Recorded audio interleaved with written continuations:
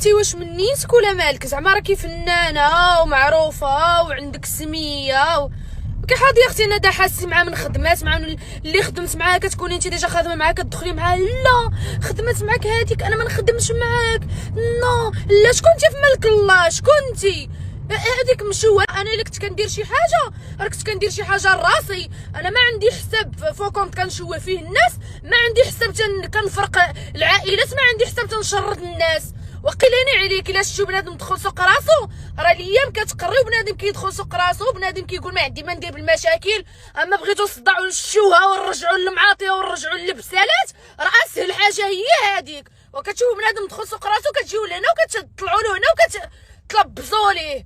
قيليني عليك وعدك هذه المره الثالثه كديريها معايا، المره الرابعه غتشوفي مني شي حاجه ما غتعجبك. شوفي ما بغيتي نوصل انا وياك نوصلوا الناس اللي متابعين هذا اوكي.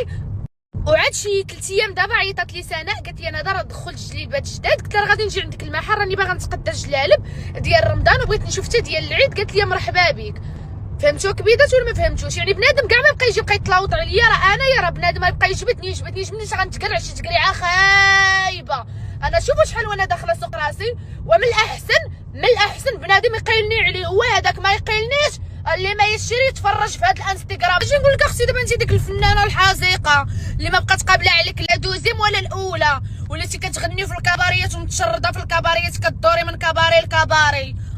شكون اللي مشوه حبيبه؟ شكون اللي مشوه وانا ولا انتي؟ انا الزين ديالي انا ما كنغنيش في الكباريات. انا الحمد لله الا كنت كندير شي تصاور وعاد تزوجت سترت وجلست للارض.